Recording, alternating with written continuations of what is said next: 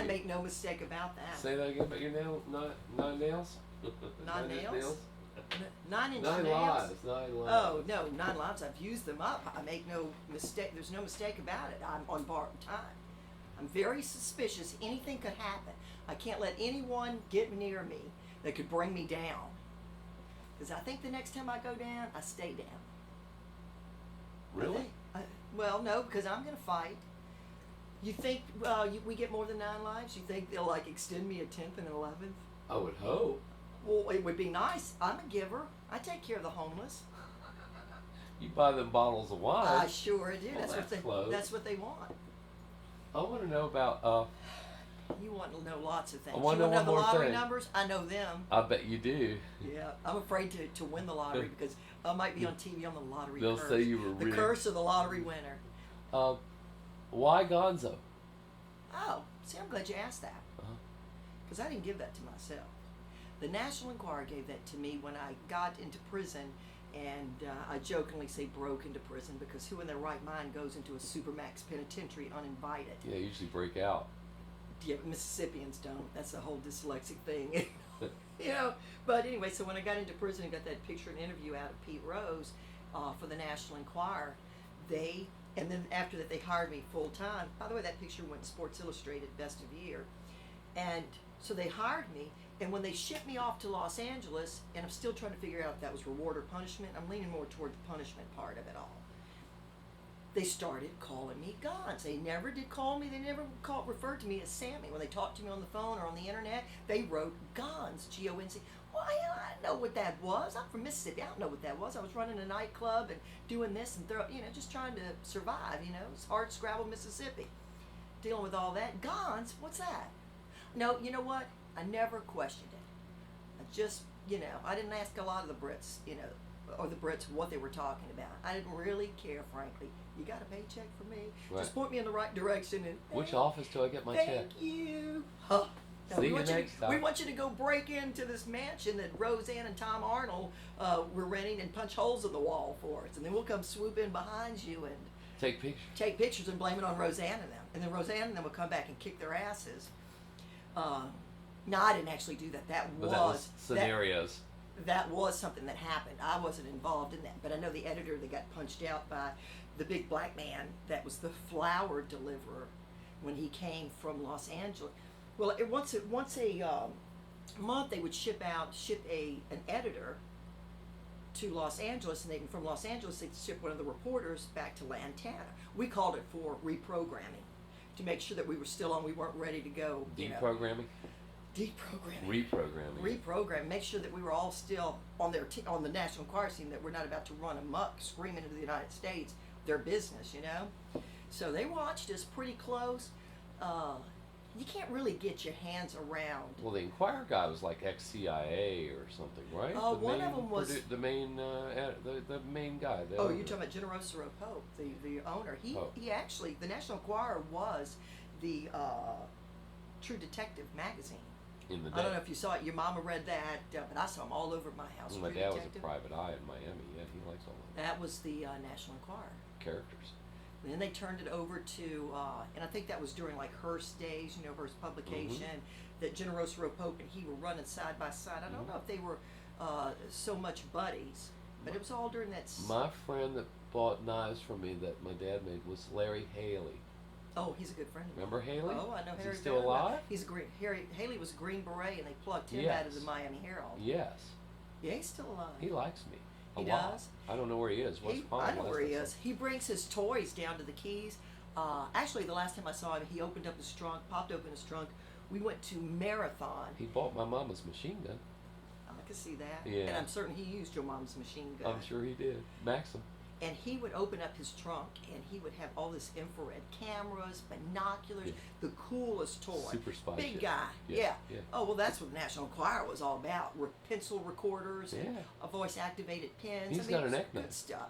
Good stuff. He does? He's got a neck knife that I had made for him. Plus, he had carried one in Nam, so he was like really into it. Haley was one of the only ones that I liked. He was the only one. Well, because he busts wasn't British. the John Belushi story, and he also did the one with the monkey business. Gary Hart. Gary Hart. That was his big claim to fame.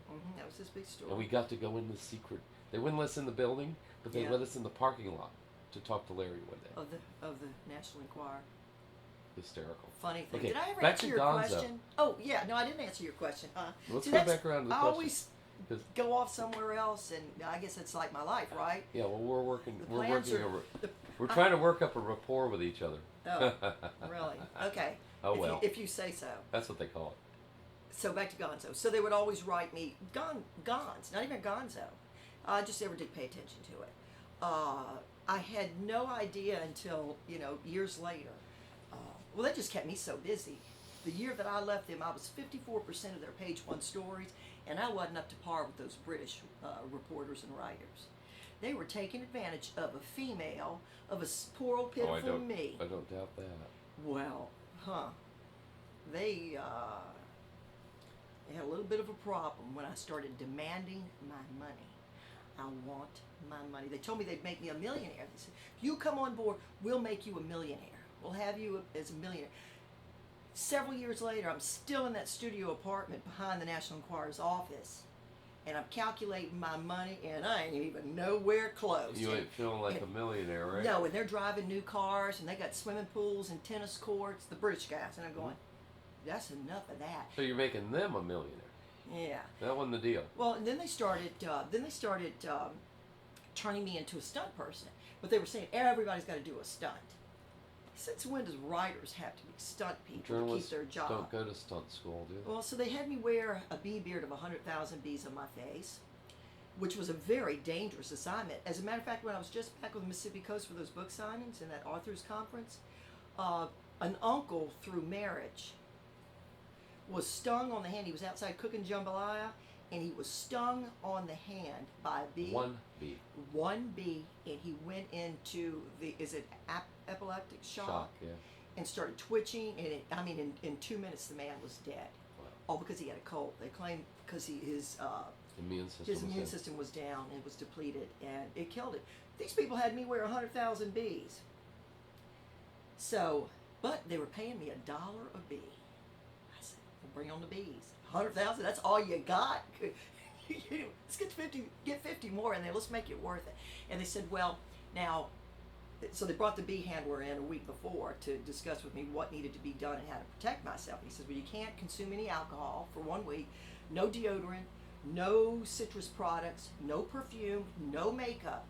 He said, because when you start to sweat, and he says, and you're gonna sweat, when those bees start arriving on you, he says, and you're gonna start sweating, he says, you're gonna give off the scent of a flower that needs pollinating. And they're gonna tap you. And they're gonna tap you, he says, and if you don't communicate with me, if this happens, and you don't communicate where you're being stung, and the stinger is not removed within 90 seconds, the others automatically go into the stinging frenzy. So I said, he says, but you can't raise your arms, you can't open your mouth, you can't move. He said, because if you raise your arms, you could trap one. If one stings you, they're going to go into a stinging frenzy. It's going to get out of control. Right. Well, they had the ambulances and all there. You never come out. Everybody's in bee suits. I just seen it on TV the other night. Somebody did the crazy stunt again. It seems like a jackass stunt, but I can't remember. But so what happened? So anyway, so I said, okay, you know what? $100,000 plus my salary, Jack. Well, I might be able to do this. Sure would be nice to get out of that freaking studio apartment. All the crazy people lived in that studio on Holloway Drive there by Barney's Beanery. Yeah, it was much wilder than Key West ever thought to be. These were legitimately... Lantana? No, Hollywood. Out in West Hollywood. Florida. Out in West Hollywood. No, I avoided Lantana. Yeah, that was even weirder. It's got anthrax out there. I wouldn't go by the anthrax people. people. To the office. Yeah, I don't trust those people. I think they got their own anthrax. I think they were brewing it, yeah. Anyway, so I'm entitled to my opinion. So did you get your bees? Got my bees. As I'm going into my little coma, hell, I thought about taking Valium. I said, I need Valium, but what if that's going to cause a stinging frenzy? It's all in the mind. I got to figure it all out. I got to stay calm. I got to be prepared for it. No adrenaline. I need to go. Yes, no adrenaline. I need to go within myself and put myself in a coma. So I was doing that. I was sitting in that chair, looking at those bees, and that box that had been taken away from their queen for a week.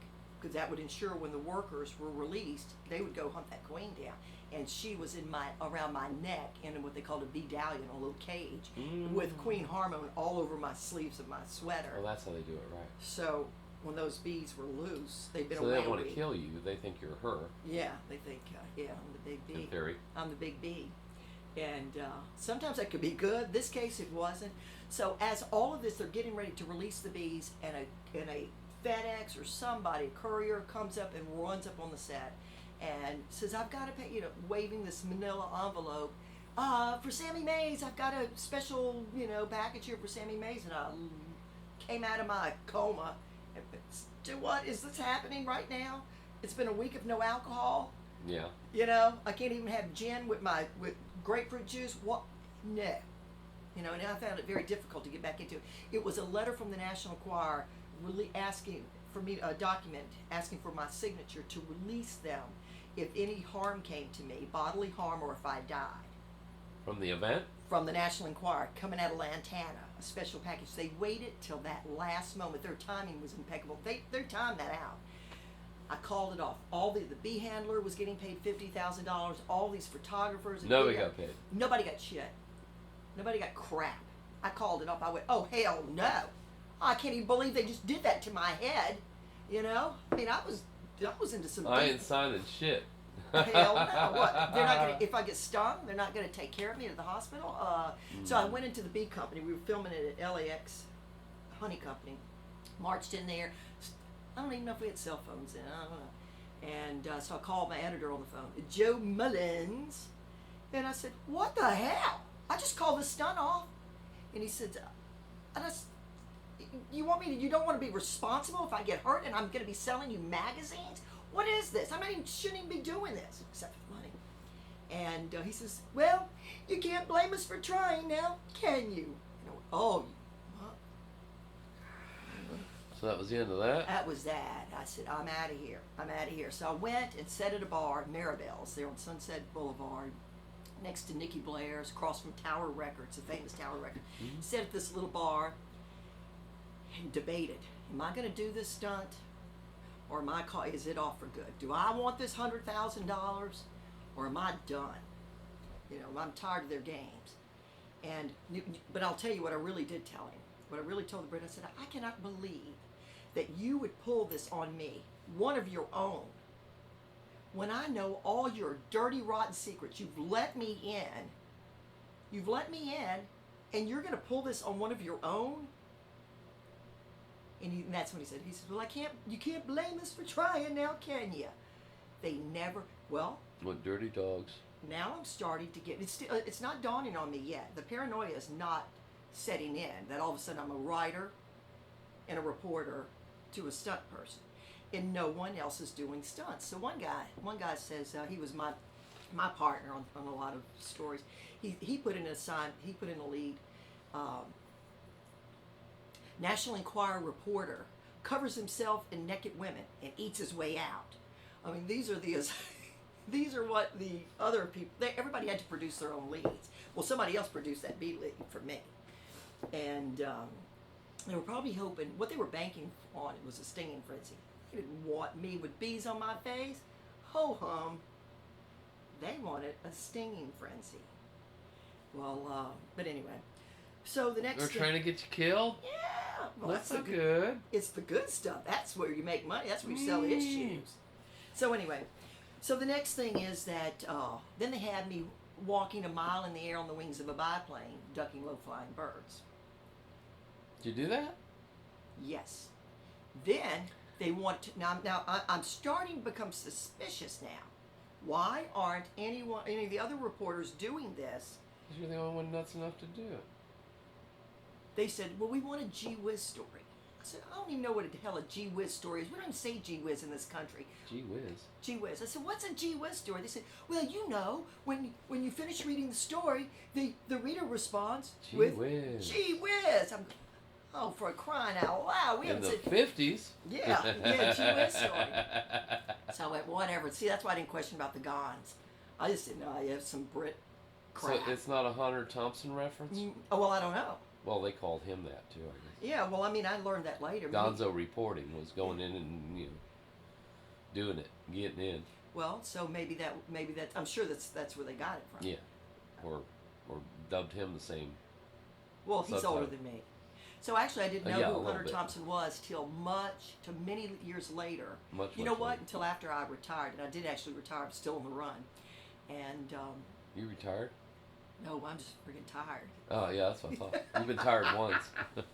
Anyway, so it's a whole bunch of that stuff and a lot more. And Halloween one year, I remember they flew me in. I thought they just liked partying with me, and the heavy drinkers, the Brits They are. thought you were crazy. And they flew me in Hollywood. All of them were going to this big shindig.